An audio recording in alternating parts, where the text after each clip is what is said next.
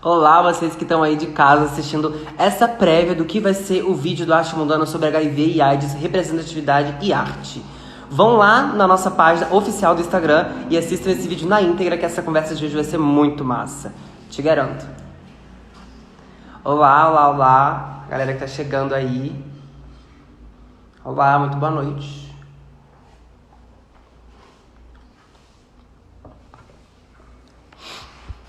Muito boa noite.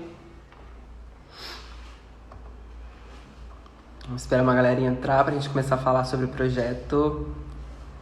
Boa noite, Natália. Boa noite, Selene. Boa noite. Gente, a live de hoje vai ser mais que especial, viu? Mais que especial. Com muita informação, muita coisa pra gente descobrir. E eu vou deixar no finalzinho uns 20 minutinhos, eu vou tentar, né? Deixar uns 20 minutinhos pra gente fazer as nossas perguntas. E aí vocês já vão, se durante a apresentação da live vocês estiverem dúvidas, vocês já vão me escrevendo numa caixinha, nessa caixinha de perguntas aqui. E aí a gente vai fazendo elas no final, beleza? Espera mais uns 3 minutinhos, que aí com a galera entrando, eu já posso começar a apresentar o projeto, apresentar a nossa semana da Pride Week, que tá incrível e que vai finalizar amanhã. Mas o dia do orgulho é na segunda, então não se esqueçam disso.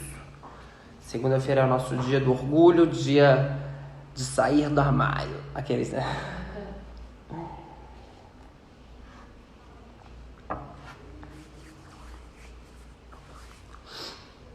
Bem, eu acho que eu vou começar falando sobre o nosso projeto, né? Para quem está chegando agora e para quem ainda não conhece o Grupo Arte Mundana. Nós somos um projeto de extensão que funcionamos dentro do Instituto Federal de São Paulo, agora não em pandemia por conta das questões de a gente não poder entrar na universidade, mas nós somos um projeto que funciona dentro do Instituto Federal de São Paulo. Nós levamos arte e cultura para dentro do Instituto e fora também. Agora na pandemia nosso trabalho está sendo mais online, está sendo mais virtual. A gente está fazendo uma série de lives, uma série de informativos agora na semana da Pride Week, para levar muito da cultura LGBTQIA+, para falar sobre esse povo que é a minha comunidade, que eu faço parte, é a comunidade de membros da nossa sociedade. O Gaia já entrou, tem uma galera entrando. Muito boa noite, muito boa noite. Estou aqui explicando sobre o nosso projeto, sobre o Grupo Arte Mundana. Esse espaço do Grupo Arte Mundana é para todo mundo que quiser falar, que quiser se expressar. A gente tem muita coisa voltada à arte, então a gente tem essa pegada e quer todos os artistas aqui, porque essa é a casa dos artistas, a gente dá o nosso espaço pra gente crescer. Bem, agora eu vou focar um pouco na Pride Week, eu vou falar sobre o que está sendo essa semana pra gente. A Pride Week a gente está fazendo, relembrando pessoas importantíssimas do movimento LGBTQIA+, e uma dessas pautas não poderiam passar longe do HIV e AIDS, que é uma das pautas muito importantes para a nossa comunidade. Vou falar um pouco sobre o projeto. A gente começou essa semana a Pride Week, e se vocês entrarem na nossa página aqui do Instagram, vocês vão ver que nós já fizemos muitas postagens sobre muitas pessoas importantes e militantes da causa. E também tiveram as nossas lives, as nossas queridíssimas lives que a gente vem fazendo desde o dia 14. No dia 14 nós tivemos a live com o Lux, chamada Estranhar o Passado, Perspectivas de Memória LGBTQIA+. Quem apresentou foi a Nath Bistron. No dia 22 nós tivemos uma live maravilhosa com a Isa, chamada Narrativas Trans, Ocupando Espaços de Poder, que eu apresentei. Foi muito massa também, foi muito massa esse bate-papo. No dia 25, na quinta-feira, nós tivemos a live com o João Felipe, representação política... Não, minto, foi ontem, na sexta-feira. Com o João Felipe, representação política e LGBTQIA+, foi com a Nath também. No dia 26, que é hoje, a gente está tendo uma live com o queridíssimo Gaê, sobre HIV e AIDS, artes e representatividade. E amanhã a gente vai ter a nossa última live para encerrar a nossa semana do orgulho, com alguns artistas convidados que vão fazer parte desse babado incrível, que vai ser a live do orgulho, a live da comemoração, a live da expressão de arte mesmo, sabe? Nós vamos ter o Vitor Ramos falando sobre moda, a Thalícia Ribeiro sobre artes cênicas, a Clara que vai cantar pra gente e o Ali também que vai cantar pra gente. Bem, dito isso, Eu gostaria de agradecer a todos que já estão aqui online, somos 10 já nos assistindo. Peço para vocês enviarem para os seus amigos que essa live de hoje vai ser recheada com muita informação legal, com muita coisa bacana. Tudo que vocês tiverem dúvida, vocês vão perguntando na caixinha de perguntas aí de baixo. E aí no final da nossa live, eu vou abrir essa caixinha de perguntas e a gente conversa com o Gaê. A nossa live de hoje vai ser uma live híbrida, nós vamos ter música, arte misturada com esse papo gostoso, nesse clima gostoso, nesse sábado maravilhoso. Vamos lá? Eu vou chamar o Gaê aqui agora pra gente começar essa live incrível. Vai mandando para amigos de vocês, para todo mundo, manda para todo mundo. Uma live incrível rolando no sábado à noite. Pandemia. Hello! Ah, Oi, você tá bem, amigo? de quadro, a pessoa que não tem noção do que ela tá fazendo. Não, só tá enquadrado, tá tudo certo. E como é que você tá? Tô muito bem, tentando me entender aqui. Eu mudei, né? Eu me mudei na quinta-feira, tá? Mas aqui Tudo em meio São que. Paulo mesmo. Eu atravessei a rua. Ah, gata, é. Eu Só, queria só ficar na região que eu só um tava. pulinho. Mas você mudou agora na quinta-feira? Foi? Nossa, As coisas tudo nas caixas, hein? super rápido, super. Nossa, eu fiz mudança no ano passado também, foi bem ó, bem ó. Gaê, eu vou apresentar você, ou eu vou começar falando um pouco sobre você. O Gaê, gente, ele vai falar com a gente sobre todo o seu processo artístico, o seu processo de criação de música, o seu processo da sua militância. Ele é cantor e compositor, ele é brasiliense, viu? Ativista do movimento HIV e AIDS e idealizador do projeto Boa Sorte. Ele é pós-graduando, né? Que ele ainda está nesse processo, em comunicação e retórica. E também é pesquisador da influência da linguagem para uma sociedade menos violenta. Eu queria saber sobre isso, Gaê. Como é essa pesquisa sua nessa comunicação para uma linguagem de uma sociedade não violenta? Eu acho que essa é a herança que eu carrego mais rotineiramente, assim, do meu trabalho com HIV/AIDS, né? Porque tem muito a se dizer na área de HIV/AIDS, né? Mas o meu foco foi se direcionando ao longo dos anos, né, em que eu trabalhei com isso, para a questão da comunicação, de como que a gente comunica as questões de HIV, as questões relativas à medicina, as questões relativas à sexualidade, as questões relativas a relacionamento. Então eu comecei a pesquisar o que podia ser feito para que essas relações pudessem ser feitas com menos violência, sabe? Uhum. Carreguei essa pesquisa até hoje, né? A pós em comunicação e retórica tem a ver com isso, né? Você ainda, você ainda mergulhou nesse... Isso você está estudando na sua pós-graduação? Também. O Uhum. povo fica rindo de mim lá, que às vezes a gente tem uns exercícios, a professora faz assim, traz um vídeo de uma celebridade pra gente analisar, aí todo mundo, a Katy Perry, a Pablo Vittar, aí eu chego lá com o Drauzio Varela, assim.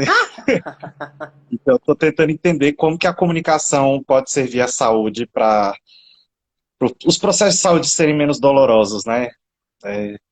Eu acho que o Sim. que a gente está vivendo em relação à vacina é um grande sintoma disso, né? Uma grande consequência disso. As pessoas têm mais medo, muitas vezes, dos efeitos, né, dos possíveis efeitos adversos de uma vacina do que de uma pandemia, né? Sim, Do que muito de surreal.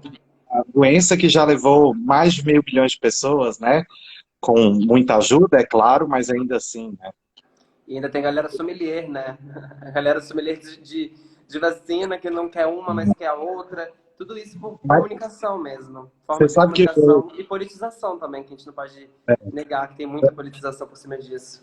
eu acho muito engraçado porque não é nada muito novo para mim, porque no meio do HIV eu via muito isso, assim, às vezes as pessoas muito sommelier de remédio, sommelier de proteína do vírus, às vezes as pessoas dizem, porque se o vírus tiver o receptor da proteína, não sei o que, eu falava, eita, que preocupação específica, né? Sommelier de teste, então, tinha gente que, assim, no intervalo de 6 meses, vinha me avisar de mais de 8 testes que tinha feito. Aí, que eu fiz o teste ELISA, eu fiz o teste de terceira geração, eu fiz o teste antígeno.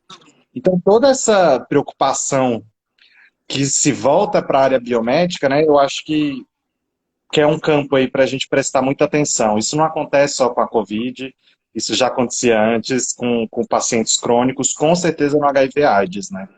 Uhum, verdade. E daí vai continuar, infelizmente, porque a gente precisa de levar informação, e a informação não chega se as pessoas não buscarem. Ela não chega da maneira que tem que chegar. Não chega se não buscarem, não chega se não levarem. A gente, Exato, exato, exato. É um trabalho de eu vi formiguinha, porque é né? muito desesperador, gente. É um trabalho hercúleo, é um trabalho. Tem sido um trabalho hercúleo para quem se dedica a isso sobre a Covid, né? Eu fiz dois posts de Covid, um bem focado em comunicação, né? Falando de por que não tratar a Covid como se fosse uma guerra, usando linguagem bélica, né? E um outro falando de vacina. Mas é uma área que eu tinha acabado de me afastar da questão da HIV/AIDS para focar na arte, e aí veio uma demanda muito grande, muito urgente, muito potente, mas que eu falei, bicho, eu já abracei uma dessa. Eu sei o É, rojão, que é, sabe? Então, ficção. governo a gente nem comenta, né? A gente nem chega perto desse aí. Ai, deu uma travada aqui? Opa, acho que deu uma. Voltamos? Você travou para mim, mas muito brevemente. Ah, voltamos. Gaia, eu queria que você cantasse pra gente um pouquinho. Será que eu pedi muito? Vamos, ó, eu vi que minha parceirinha de podcast, que além de tudo isso, agora na pandemia a gente inventou fazer um podcast justamente para falar de música, e música independente, autoral brasileira, Tudo. encontrar formas de fazer pontes entre artistas que a gente gosta muito e que a gente acha que não são tão ouvidos quanto deveriam. E aí a Ju Dolores, que faz esse podcast comigo, tá aqui, então eu vou cantar uma para ela, que é uma Cante que música. sai aqui. Você falou de processos, né? É uma música que uma amiga nossa em comum de Recife chegou lá em casa e ela contou que teve um sonho. Ela falou: Nossa, eu tive um sonho muito doido, que eu tava assim na margem do Capibaribe e vieram várias mulheres e mulheres assim, importantes para o movimento feminista, e começaram a tirar suas roupas e entrar no rio. Ela me contou isso. E eu passei o dia inteiro com aquilo na cabeça, aquilo foi muito forte para mim, o jeito que ela contou, o tanto que aquilo claramente tinha impactado ela. E aí a noite ela ainda falou: Quer ir tomar uma cerveja? Eu falei: Vou não, vou para casa. Cheguei em casa, meu piano ficava de frente para a porta. Eu cheguei com a mochila, assim, sentei com a mochila meio desengonçada e saiu essa Pronta. música. Vocês vão me dizer se o som tá bom, viu?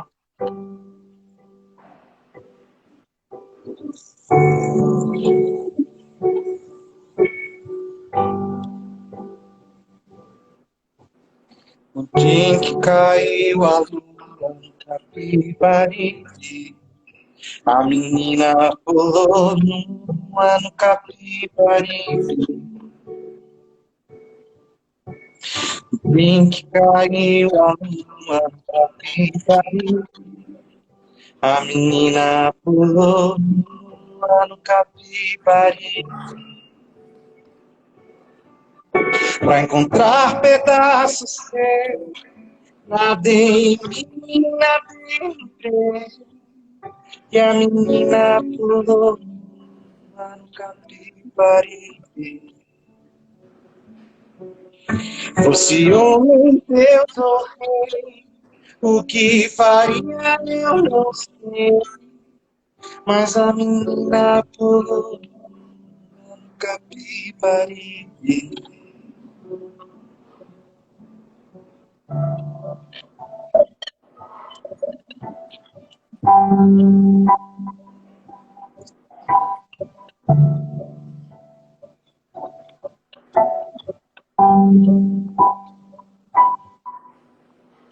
Em que caiu a lua no Capibaribe, a menina pulou lá no Capibaribe.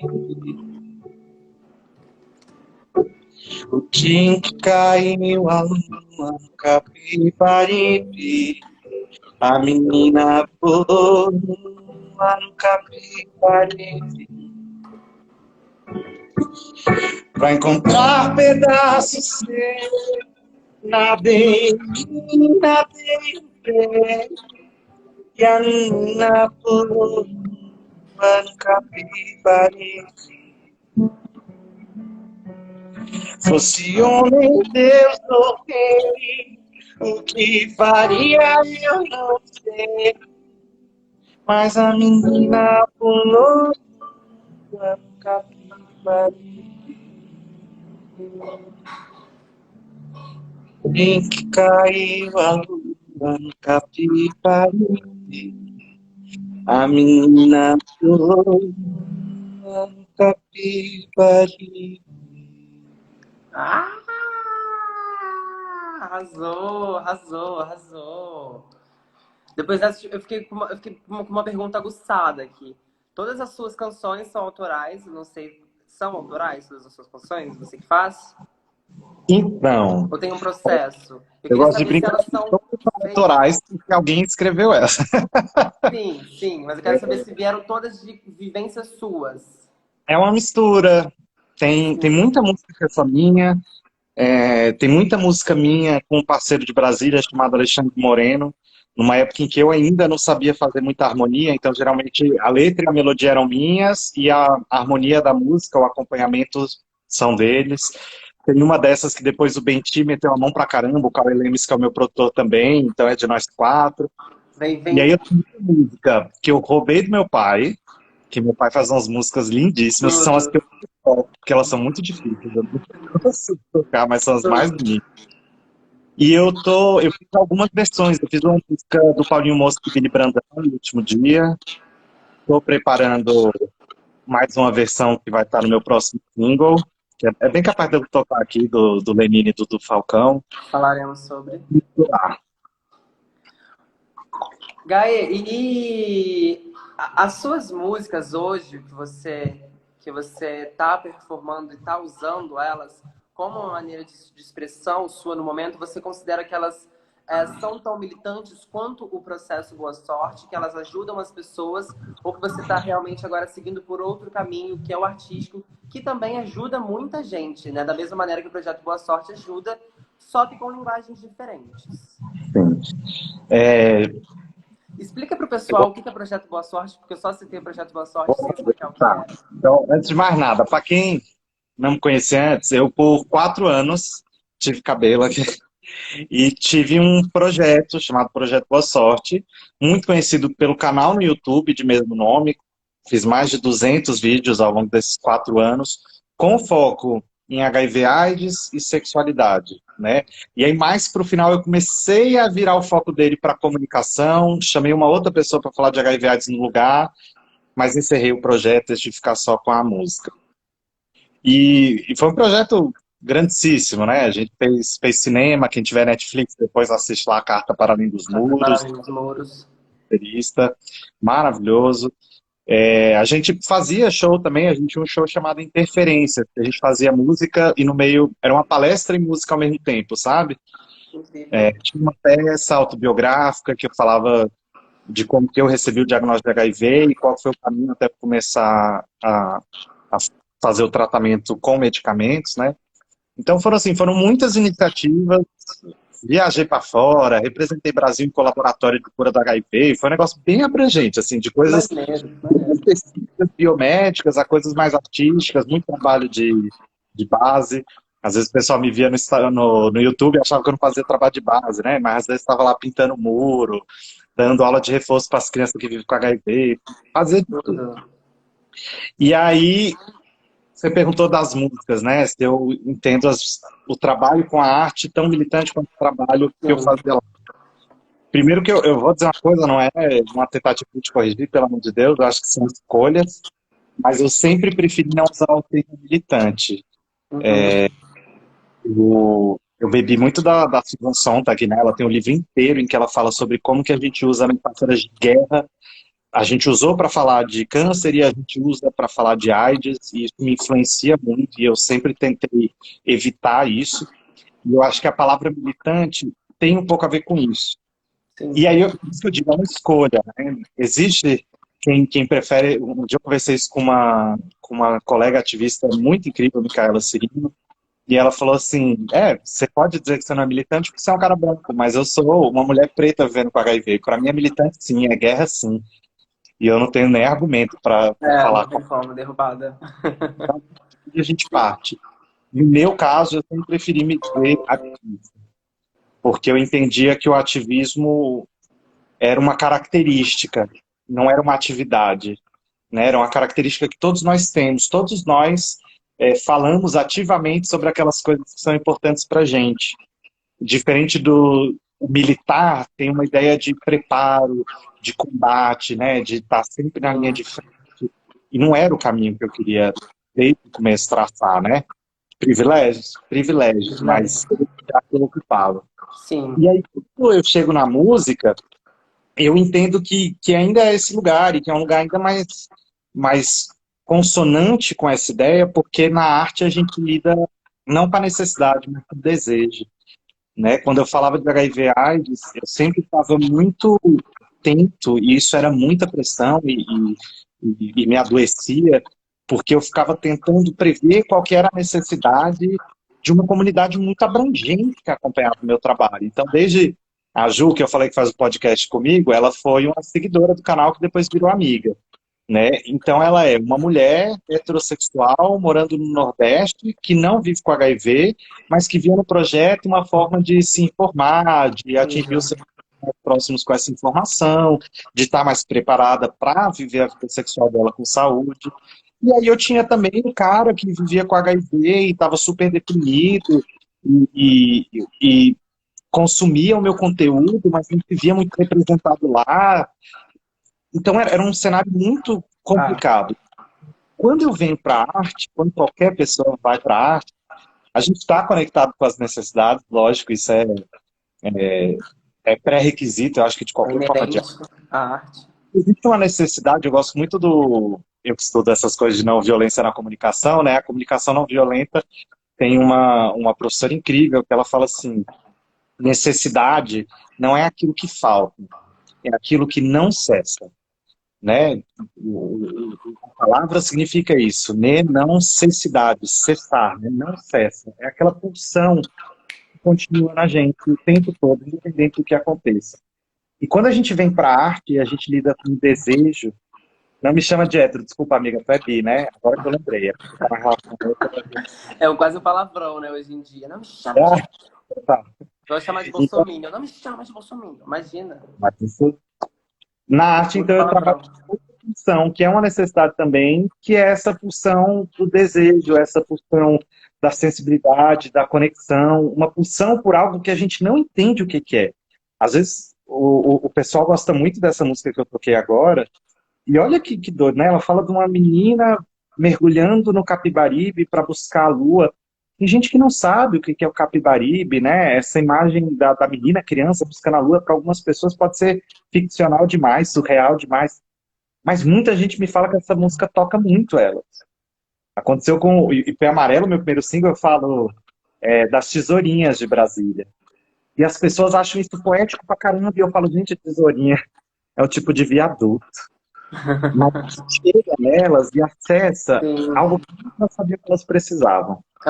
É, é carregado de subjetividades, né? De símbolos que para você faz muito sentido, mas que para qualquer um que assiste vai da subjetividade dela e ela vai se capturar naquilo que Você para falou você a às palavra vezes perfeita, nem significava subjetividade. tanto, mas que passa para ela, né? Imprime para ela de uma outra forma. Com o ativismo de HIV/AIDS, existia pouco espaço para subjetividade. Por mais que eu sempre trouxesse a minha experiência ao negócio, quem me acompanhou, tá aí para não me deixar mentir, viu a medida que o tempo foi passando, eu me tornar cada vez mais um especialista do assunto, do ponto de vista técnico. Porque se eu ficasse só na subjetividade, o meu conteúdo e o meu trabalho, né, ia durar 3 meses. Sim. Né? Então, você vê aí outros ativistas que foram muito focados na própria história e que não tiveram um desenvolvimento da parte técnica tão intenso quanto eu tive, que ficam aí sumidos pelo ano inteiro, aparecem depois de dezembro para fazer a caixinha deles. Não julgo, tem que fazer a caixinha mesmo, É, mas eu queria ter um trabalho de continuidade, né? Eu larguei tudo para fazer isso. E aí, na música, eu posso, porque eu relevo a subjetividade do outro, né? Então, antes eu tentava imaginar o que o outro precisava e tentava construir um discurso objetivo que Sim. pudesse chegar a muitas pessoas. Agora, eu faço um objetivo e deixo ele chegar nas pessoas e deixo a subjetividade dela. A subjetividade Delas. é do sujeito. Vocês se virem o que nós vamos fazer. Exato. A Tem arte, uma. na verdade, ela é criada disso, né? Ela é criada de símbolos e subjetividade de cada um. E por isso que ela é mágica, e por isso que ela é tão incrível. E por isso que Uhum. toca tanto mais. Eu entendi super o seu lado de ter optado pela arte, porque a arte vai tocar muito mais e vai chegar em lugares que você nem imagina se você conseguisse tentar explicar que você não ia conseguir explicar, porque é a subjetividade do outro. Eu super te entendi. E é muito louco, né? A arte permite a minha. Porque no Projeto Boa Sorte chegou uma hora que eu falei assim: eita caramba, e eu no meio disso tudo?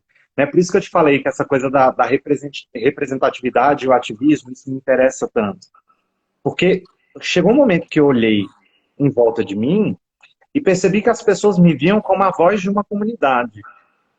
E isso é uma armadilha muito recorrente assim no ativismo hoje em dia, né? Como é que eu posso ser voz de uma comunidade que não se parece comigo em sua maioria, né? Quando a gente, a partir se a gente olha para os dados estatísticos, né, a gente entende que, pô, quem mais está morrendo de AIDS são as pessoas pretas. Como é que eu vou representar essa comunidade, bicho? Exato. É fisicamente impossível e mentalmente foi exaustivo.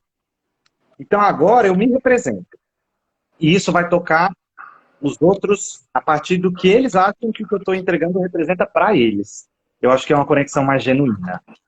Eu não me Eu sinto também. mais segurando uma colher com alguma coisa muito amarga, sabe? E apertando o nariz da pessoa para ver se ela engole. Eu não me sinto mais assim. Tem E menos tensão. você, em algum momento, sentiu é, esse peso, essa pressão de ser essa pessoa que representa essa comunidade, mesmo sabendo que você não representava essa comunidade? Que isso não faz ideia. Ah, É imagino. porque é isso, as pessoas. Ó, me ignora, eu vou pegar mais tarde pra mim. E me ignora que você vai poder botar a cabeça. Tá. As pessoas viam o projeto, o tudo da minha casa, né? As pessoas viam o projeto Boa muito pelo YouTube. E aí, quem via as coisas pelo YouTube, eu acho que talvez tivesse a impressão de que o meu trabalho se resumisse a isso, né? A gravar vídeo para o YouTube.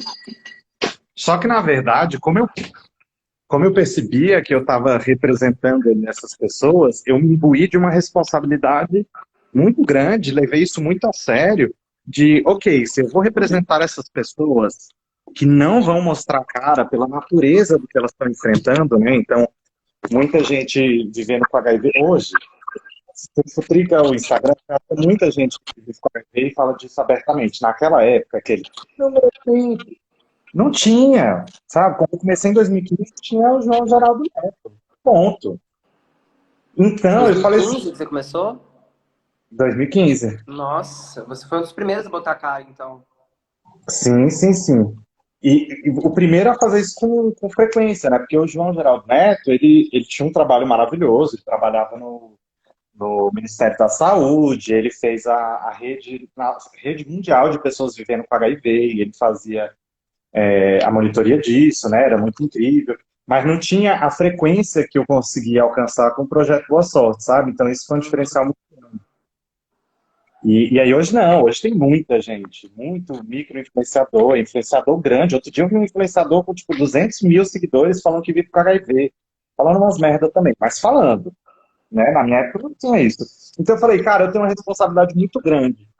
Então, além da produção de conteúdo, que era o que todo mundo via, eu ia em um monte de congresso, eu ia em reunião de ONG, eu ia em grupo de adesão. Quando eu morava em Brasília, que eu tinha carro, era mais fácil, eu ia em grupo de adesão, assim, 2, 3 vezes por semana. Maneiro. A ONG que eu trabalhava lá, teve um ano que eu passei a ir lá 4 vezes por semana.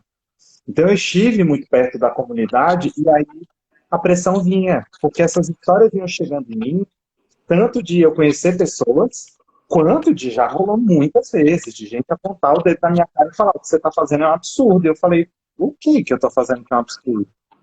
Né? E, invariavelmente, depois que me conheciam, depois que me viam nesses espaços que eram mais destinados ao ativismo do HIV, né, do que ao público externo, era muito comum as pessoas virem para mim e falar, nossa, que eu tinha ouvido te falar de você era outra coisa, mas você é super responsável, você estuda, né? Você tá aqui, eu falei, é porque o outro influenciador concorrente tem o mesmo nome que eu, aí as pessoas confundem as coisas. Entendi, entendi.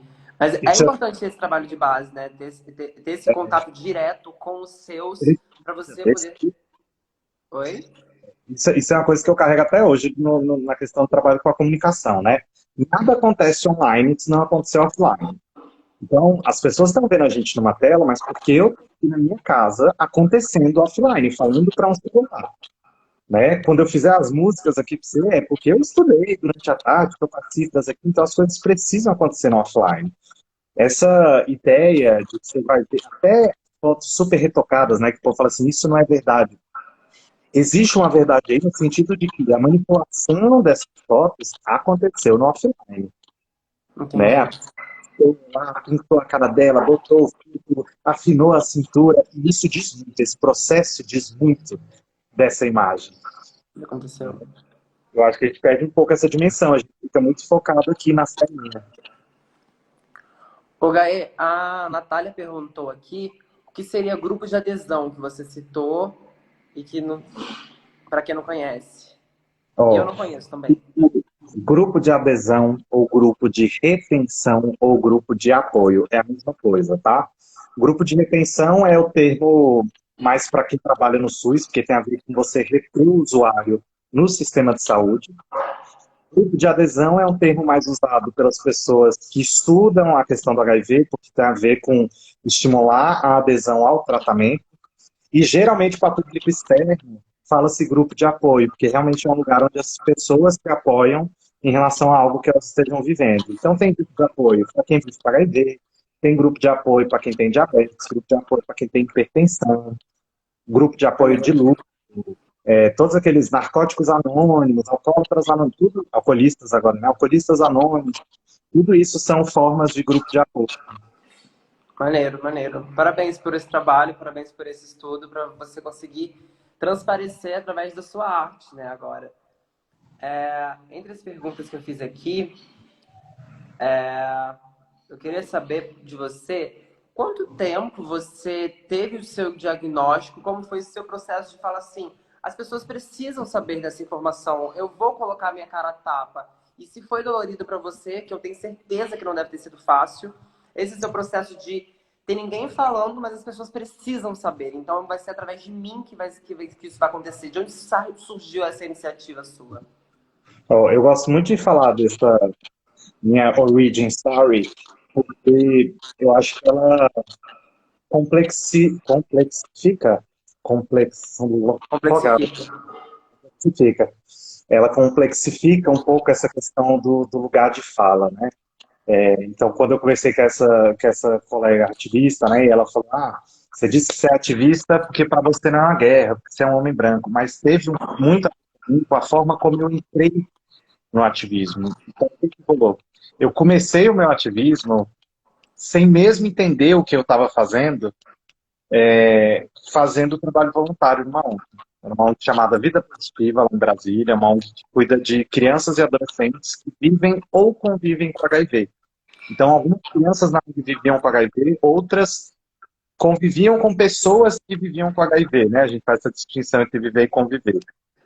E fazer tudo. Pintava muro, fazia uma festa de pizza para arrecadar dinheiro, eu ficava lá de garçom, servindo refrigerante, ia brincar com as crianças. Teve uma época que a gente fez curso de teatro lá, as Maneiro. crianças elas tinham uma mesa no jardim para elas comerem, e os voluntários comiam dentro da casa. Toda vez eu levantava, pegava os legumes, ia lá nas crianças, botar legume no prato dela, ai, tio Gabriel. Então, apadrinhei um menino lá, tinha uma relação de muito carinho, ainda tenho. Eu estive em Brasília durante 2 meses e quando eu fui pegar meu medicamento eu cruzei com a avó Vicky, que eu chamo de vó até hoje, é minha avó. Cara, eu só sabia chorar e aquele desespero de não poder abraçar ela. Então eu entrei nesse mundo por uma porta de muito amor, de muito carinho. Ativismo, para mim, por muito tempo, era amar aquelas crianças, amar a Vó Vicky, amar aquele espaço, amar as pessoas. A casa da ONG ficava a uma quadra do hospital, que atendia, na época, mais de metade das pessoas vivendo com HIV, do DF e do entorno. Então era muito comum o pessoal chegar lá na hora do almoço morrendo de fome, porque estava de jejum e não tinha dinheiro para comprar lanche, porque tinha que guardar para poder voltar para casa. Então se iam lá, iam almoçar com a gente. Às vezes as pessoas em situação de rua ali, às vezes usuários de substância. Então tudo tinha a ver com muito amor, até amor de lamber as bolas do povo que dava dinheiro para a ONG, até isso, né? Tipo, faz parte. Então, o que eu entendia pela questão do HIV era o lugar do afeto, do carinho. E até o que eu entendi enquanto meu diagnóstico, embora tenha sido sim, muito difícil, foi um diagnóstico muito amparado. Então, sofri, chorei pra caramba, chorava no meio da semana, às vezes estava dirigindo, ficava chorando, as coisas me engatilhavam de um jeito assustador. E nem existia a palavra gatilho na época, né? Ninguém falava disso. Mas tudo era gatilho para mim. Sim. Mas eu tive pai e mãe me amparando pra caramba, né? Estiveram comigo o tempo todo. Namorado, que quando eu falei pra ele, a gente tava junto há 4 meses, e ele falou pra mim, tá bom, vamos resolver, né? Minha melhor amiga, o meu médico na época, o doutor Alexandre Kuhn, ele ficava rindo, porque as 4 primeiras consultas que eu fiz com ele, eu estava acompanhado. Então, assim, na primeira consulta foi meu pai e minha mãe. Aí na segunda consulta eu fui com a minha irmã. Aí na terceira eu fui com o namorado. Aí na quarta consulta eu fui com a melhor amiga. Ele falou, gente, você nunca vai vir sozinho? Que Sozinho no mundo, bom, né, não. que você tinha esse grupo. Exato. Quando o momento de virada, né, em que eu falo, preciso passar isso à frente, foi um encontro da Rede de Jovens Vivendo com HIV do Brasil, em Recife. Não é à toa que eu tenho esse carinho todo por Recife, esse ex-namorado era recifense também, e era um encontro extremamente político. Eu nunca tinha estado num lugar com tantas pessoas que viviam com HIV na vida. E eu passei o primeiro dia inteiro e ninguém, cara, falou. Eu vivo com HIV, é porque meu remédio. Ninguém nem assim falou, gente, dá licença que eu vou tomar meu remédio. Falava, gente, como é que eu tô há 24 horas com pessoas que vivem com HIV, para um evento de pessoas que vivem com HIV, e o assunto não surge? Ah, não, porque a política pública, porque o preconceito, porque o SUS. Tá, mas e você? Né? E eu, e nós? E aí teve um dia que a menina, a Aline, maravilhosa, é ativista aqui em São Paulo também, ela contou uma história dela na escola, que ela se machucou durante uma aula de educação física, era transmissão vertical, né? E ela ficou sangrando no sol, assim, no meio da quadra. As professoras levaram todos os coleguinhas para a sombra e falaram, ninguém toca nela até os pais, né, até alguém chegar para buscá-la, porque ela tem HIV, então assim, não podia tocar, e fica aquela criança. Então, Isso. e eu falava, tá vendo? A gente precisa falar dessas coisas, porque se Sim. é isso não, nunca chegará perto de ser realidade. O mundo é complexo demais, né? Se você não me conta as coisas, eu nunca vou entender o que você está passando. Eu nunca vou dar conta de entender o mundo todo. É muita coisa para eu entender. Então isso precisa ser dito. E aí eu já tava com tudo isso assim, aí vem a música. A gente saiu para um barzinho à noite e um cara tocou a música, eu nem sei de quem que é, se é Capital, eu acho que é Capital Inicial e eu detesto. Mas a música falava assim, se você não entende, não vê, e se não me vê, não entende. Eu falei, é isso. As pessoas precisam ter cara, as pessoas precisam ter rosto, essas histórias precisam ser contadas. E aí eu falei, ok, vou contar, e aí fica o post, e aí foi aquela bola de neve Foi toda. virada de chave. Para o mundo que eu quero descer, não para E não, aí, como é que filho. foi sua família nesse processo de você falar assim, vou contar? Porque eu imagino que para as pessoas em volta deve ter sido, ai meu Deus, eu não sei se eu apoio, não sei se a sociedade está pronta para Minha escutar, mãe né? fala, Para sentia era muito entender. medo. Porque Oi? na época, hoje minha mãe fala, né, que ela sentia muito medo, assim. Que ela é toda orgulhosa, mas eu falei, mãe, mas você não apoiou no começo, não. Ela falou, eu tinha medo, né? Porque querendo ou não, por mais exemplos que a gente mostre do contrário, o que nos parece é sempre que quem se expõe vai apanhar.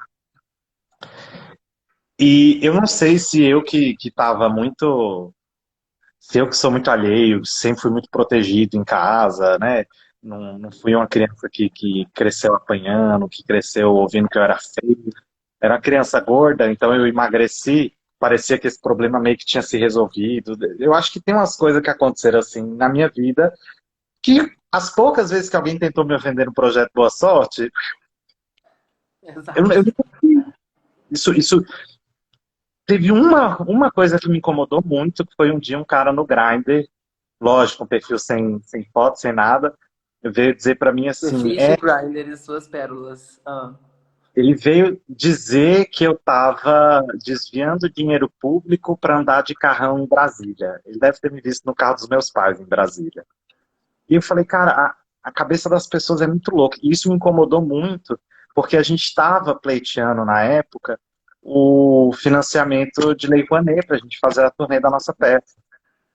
E aí eu falei, cara, que doido que as pessoas possam criar essas histórias, né? E eu Tem sei umas que fics, né, bem elaboradas. muito, e Não perde tempo, né? Perde tempo pra criar uma eu fic. mas uma das coisas que eu acho que outra pessoa talvez tivesse ficado tensa, é porque eu ri, eu sou roteirista também, então eu olhava umas coisas que eu falava assim, menino, mas é porque eu não sabia que o Brasil ia escrever a história que estava escrevendo agora, né? Hoje em dia aquilo é tudo é fichinha. Exato. Agora você está construindo um outro processo de comunicação que eu acho muito lindo, de uma outra linguagem. Inclusive, a gente podia falar um pouco dela, né? Você podia tocar mais uma musiquinha pra gente. O que você acha que Vamos, cabe aí então. nesse momento? Falei então, né? Você perguntou das músicas autorais. Eu tô super segredo, exclusivo para o Arte Mundana, que eu tô preparando Exclusiva uma. da Sondana. Põe o exclusivo aí na tela. É, a gente deve lançar, não sei quando, porque eu lanço amanhã uma música nova, né? Amanhã a gente lança uma coletânea. Então, acabando E, aqui, todo mundo já segue o Gaê pra por já favor, começar porque é a pegar esses levar mais novos hits. artistas. Mas vou fazer uma versão dessa música aqui, que é uma música que me acompanha desde sempre e que eu acho que hoje em dia ela ganha outros ares, outras demandas, inclusive.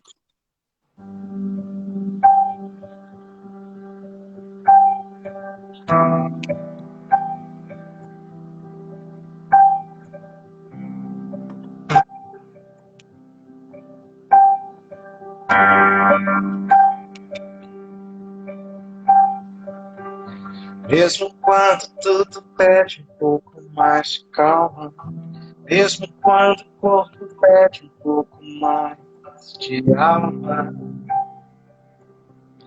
a vida não para.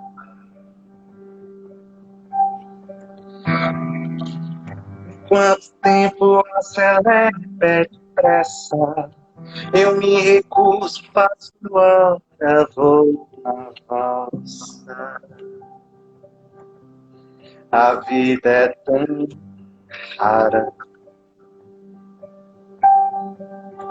Enquanto todo mundo espera a cura do mal, a loucura finge que isso tudo é normal. Eu finjo ter paciência. O mundo vai girando cada vez mais veloz. A gente espera, o mundo espera de nós um pouco mais de paciência.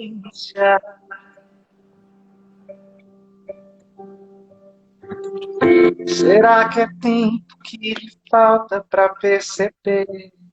Será que temos esse tempo para perder? E quem quer saber? A vida é tão rara, mesmo quando tudo pede um pouco mais de calma, até quando tudo pede um pouco mais de alma, a vida não para, a vida não para.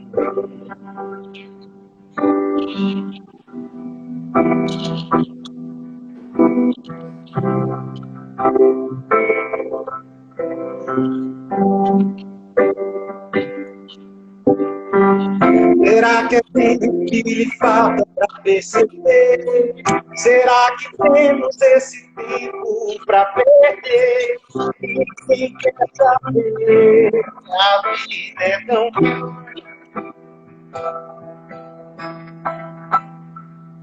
mesmo quando pede um pouco mais calma, até quando pede um pouco mais de alma, a vida não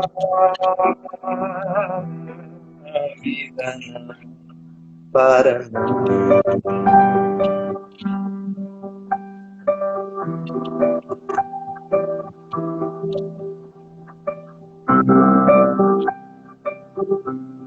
A vida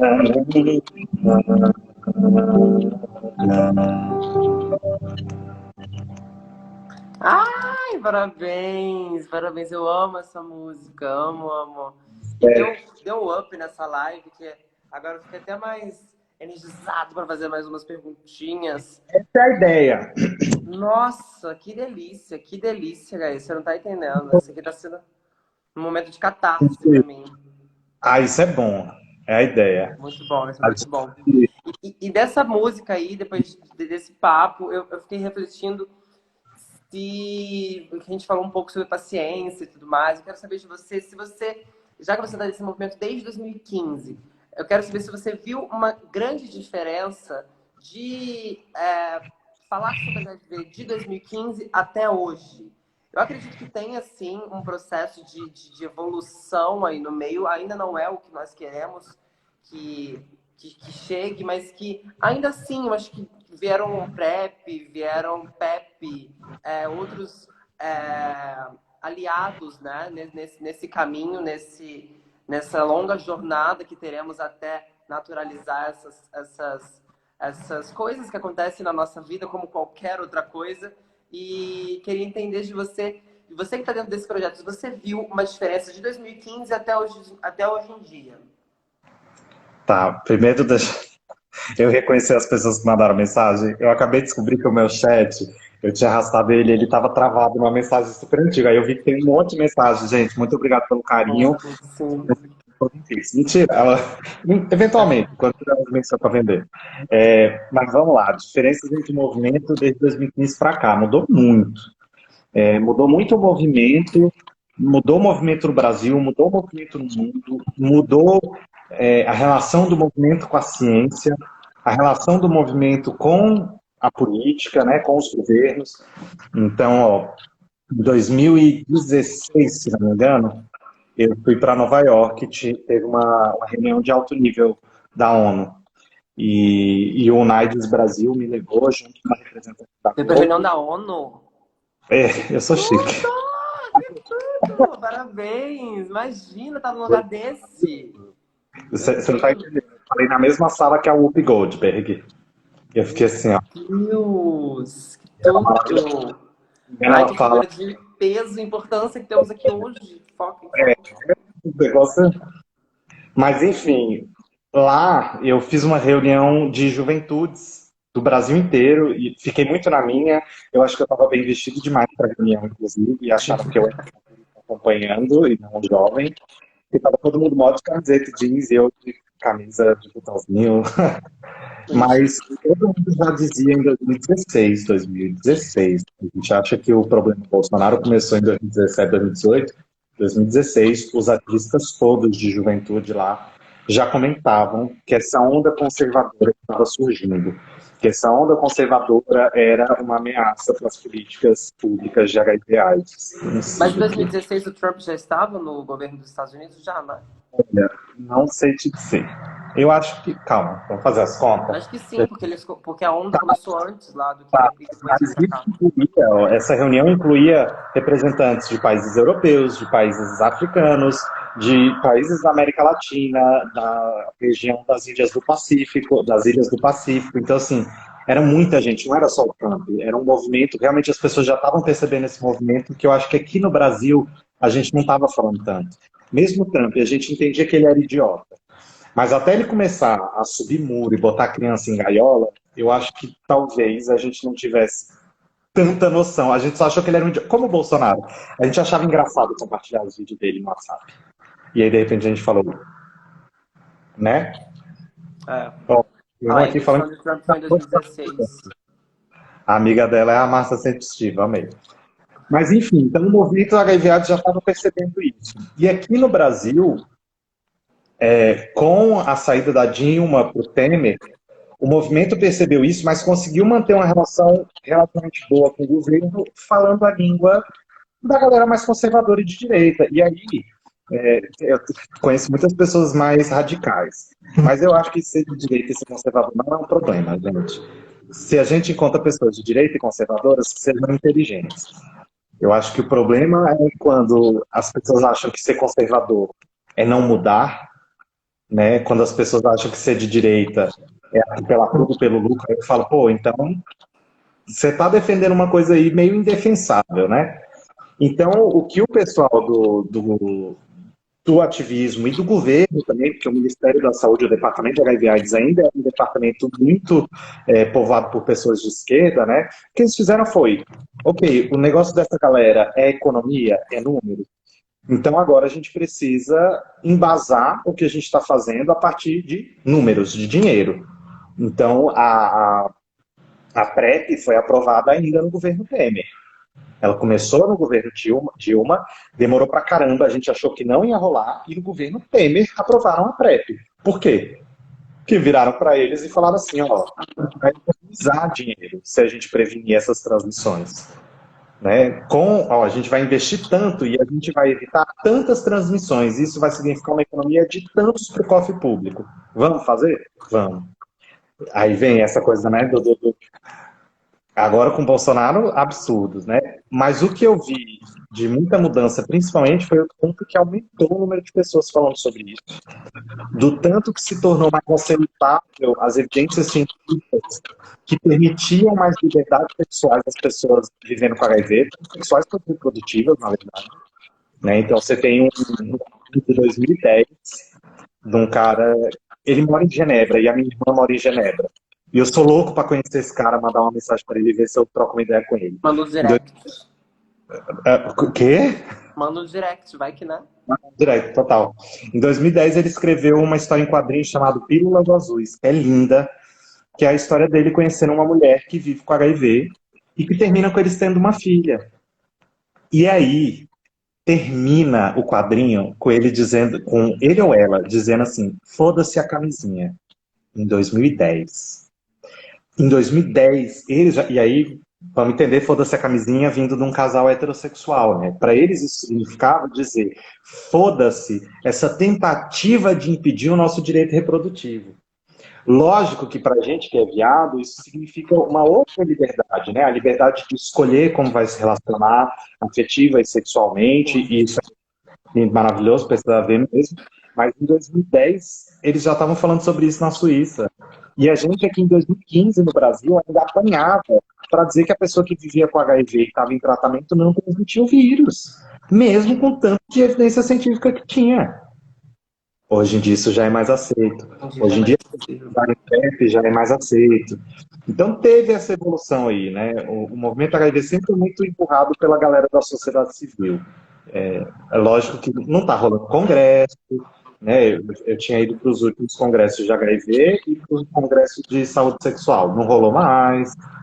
Então a gente vê isso, né? Vê os mas o movimento de sociedade civil conseguiu se manter e inclusive ficou mais reativo ainda, né?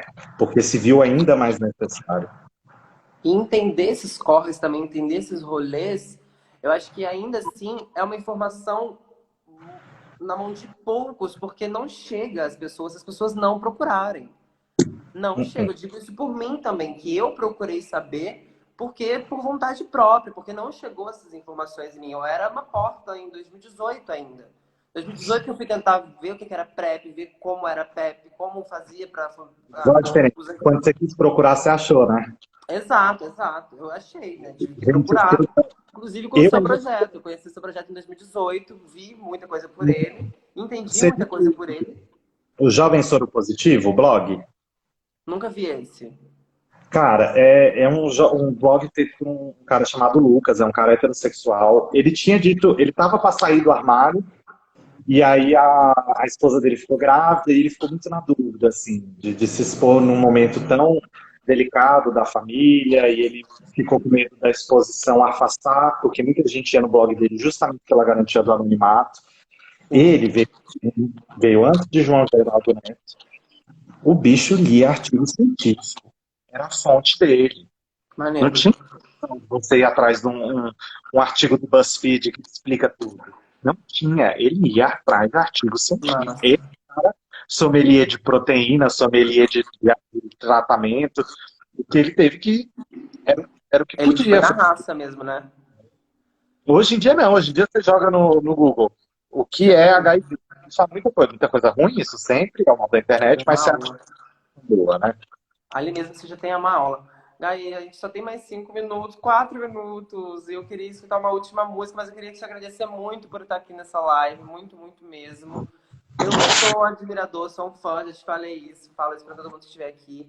Sigam o Gaê no Instagram, por favor. Sigam, sigam, sigam. Faça as duas despedidinhas e daqui a pouco você canta uma música pra gente encerrar essa live maravilhosa, só pra finalizar. Ai, muito pouco tempo, que ó. Mas tá tudo bem, tá tudo bem. Gente, só peço mesmo, sigam a mim, sigam a todos os artistas que vocês gostarem, elogiem os artistas em público, compartilhem o trabalho dos artistas. É muito gostoso receber uma mensagem no direct que você curtiu o trabalho dos artistas. Então compartilha, que é isso que ajuda a gente a crescer. Eu vou Exato. terminar com a Canzone, que Por é o meu favor, próximo por favor. música de pandemia, para a gente sobreviver à pandemia. Muito obrigado, viu, pelo Eu que convite. agradeço, foi muito incrível. E lembrando que essa live vai ficar salva, tá, gente? Pra vocês compartilharem pra quem vocês quiserem.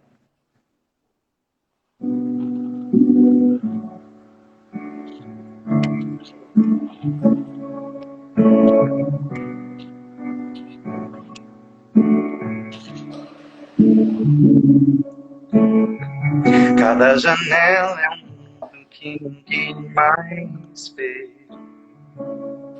Um entretenimento melhor que a TV. Se tranco a porta, mas abro os olhos. As roupas no bar me levam a você. E do alto onde pareço entender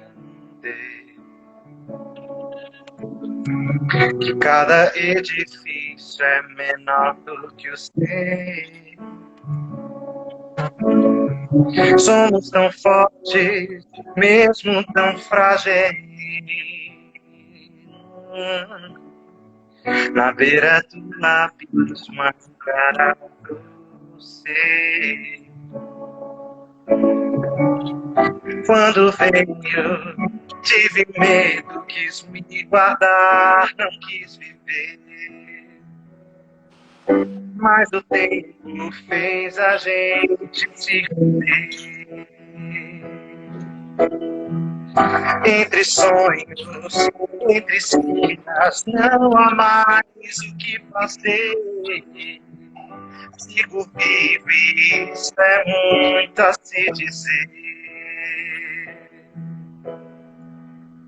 Conexões tão fracas pra não se perder.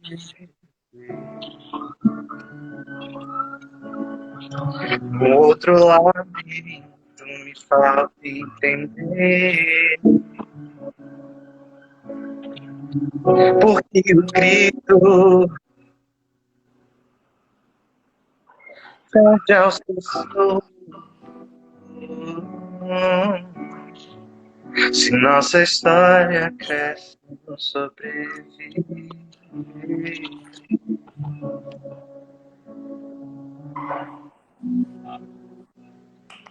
Ai, que tudo, tudo, tudo. E assim a gente vai encerrando a nossa live de hoje. Senão o Instagram vai nos derrubar.